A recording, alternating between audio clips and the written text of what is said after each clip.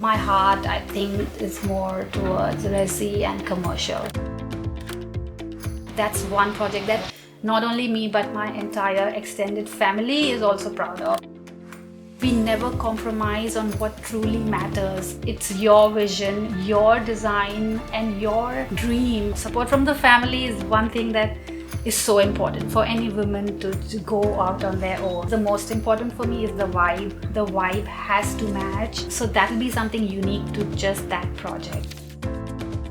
I get very judgmental and I might just not talk to them. Like, honestly, my face changes. Keep it simple and don't stress and enjoy the process. Hi Yamini, Hello. can you tell us about your professional journey and how it led you to where you are today? So from as far I can remember, like when I was little, any art related thing was something that always attracted me. That's when maybe I think it started and it just kept growing, and then when the time came to actually decide what profession I have to take, just went into architecture, and then it just kept going on from there. Alright, and when did you transition from a job opportunity to your own practice?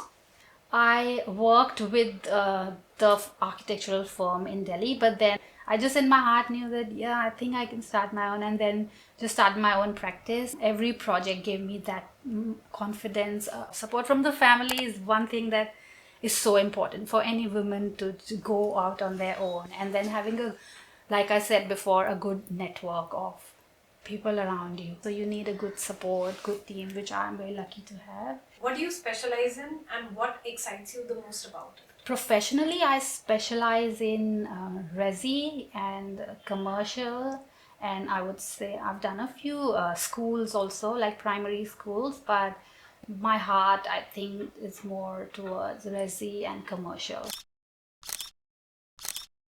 Yeah. Interiors? Yes, interiors. Yeah. Alright. Can you describe your design philosophy in one sentence?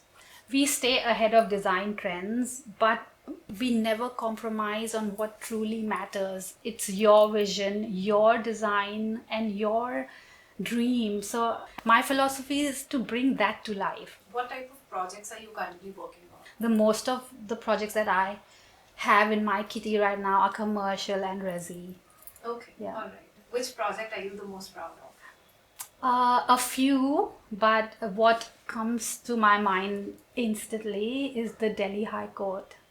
Yeah, I've worked on the Delhi High Court project with Mr. Gurmeet Chauhan, and he was the architect, and I was on his team. He had a big team, like a lot of people, but I was a small part of that really big team, and so I had to procure all the art for that huge building, that masterpiece that he created. So that's one project that not only me but my entire extended family is also proud of. But there's one another. Yeah. This was the India project, but there's one another. It's called the Jackrabbit Winery it's in Melbourne, Australia, and that's an award-winning winery. So that's what is also on top of my proud projects. Yep. Alright, that's perfect. What are the top 3 attributes of an ideal client? One, what is the most important for me is the vibe. The vibe has to match, because it will be a long process. It will be months of you meeting each other, and if you don't get along, it's not pleasant. So Yeah. I think the vibe. And the second is trust. You need trust between each other, because there's a lot of money that will be going into it. So trust is something that has to be there. In any business, you need trust, and also definitely in this one. And the third is budget. Yeah, you need money. Like, of course, there will be estimates given, but then the money has to be there to bring the vision to life. So I think that should be it. So what is the biggest pain point that you solve for clients that they might not even realize? People come with so many ideas and they have so much that they want to get done, but I like to get more clarity into whatever they are thinking and what we are thinking, bring everybody on the same page and streamline. Can you walk us through your design process? I'd like to keep it simple. It's, of course, the initial design consultation, the initial kickoff when you all sit down and meet and just vibe along, and then the next is the conceptual development, which is the fun part. You provide the mood boards, the images, the material selections, and the project management, and then the final build and the handover. So that's the design process. How can clients get the most value from a session with you, and what should they come prepared with? I think the client should come prepared with their brief, some maybe images to help me get some direction, design direction. So images always help, and then the colors that they have in mind, and do they need a contemporary design, do they need French provincial or Hampton or classic. So how do you ensure that your designs bring something unique to each project?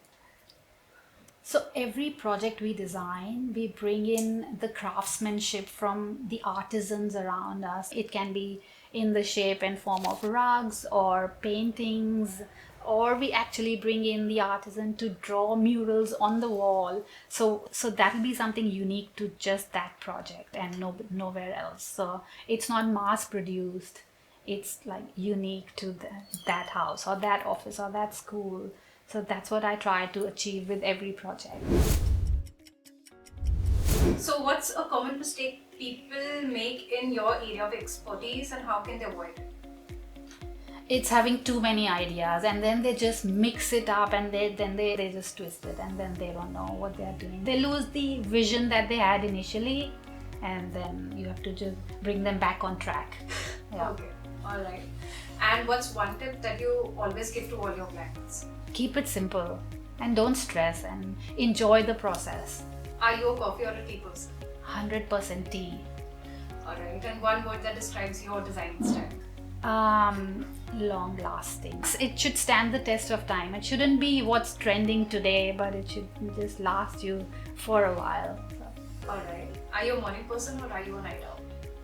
I'm a perpetually tired person. I'm tired all the time. Yeah. And what do you enjoy doing when you're not designing? I like doing, crochet or knitting or reading a book, and I love to be outside in my garden just with the plants. Yeah. Alright. And what's your design pet peeve? Plants.